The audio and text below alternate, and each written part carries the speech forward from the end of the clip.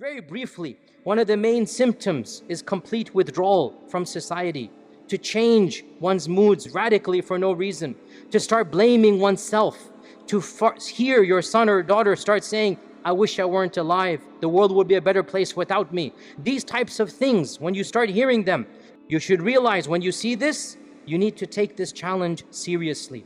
Brothers and sisters, I will tell you one episode in my own office and my own interactions. Wallahi, it shook me to the core. A young man from our own community wanted to get rid of his own life. And I'm trying to explain to him and whatnot. One phrase he said, it struck me.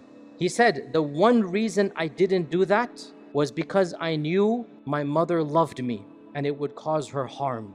She would feel hurt. So in order to not cause her pain, I didn't do it. This phrase, subhanallah, what saved him was the fact he knew his mother loved him and he knew the pain he would cause his mother. That simple realization, to know that a person is loved, to know that a person feels validated, that's on us. Because all too often such young men or such young women feel, nobody cares about me. My parents don't like me, they think I'm a disappointment. My parents think I'm the biggest regret they ever had. I heard my dad say so. I heard my mom say, I wish I wasn't born. So I urge all of you to reorient your thinking when it comes to depression. I urge all of you to be vigilant, especially with your teenagers, especially with the next generation. No matter what they've done, okay, sometimes they have to be rebuked understandably, but that rebuke must be within love. They must know they are loved. They must know they're appreciated. They must feel validated about who they are, even with their mistakes and shortcomings. Be careful, parents. Don't be so harsh that your children start thinking, I wish I was never born. You have definitely gone too overboard if they start thinking this way. So use your language with wisdom and understand the next generation is not me and you. We grew up in a different time and place.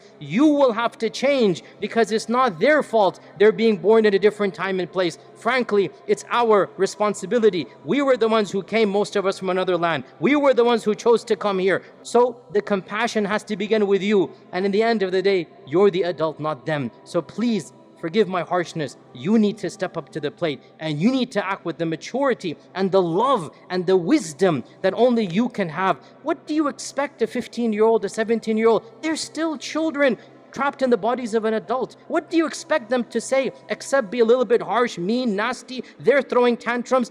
It doesn't justify you going the other way. You're the adult. Please, brothers and sisters, act like that. Make dua to Allah, show love to your children, have your households to be a household of love and iman and taqwa, and just lots of dua and lots of love. We cannot dismiss depression. We cannot just say, oh, this is a figment of your imagination. It doesn't change the fact it's an actual, tangible, psychological, psychiatrically diagnosable disease.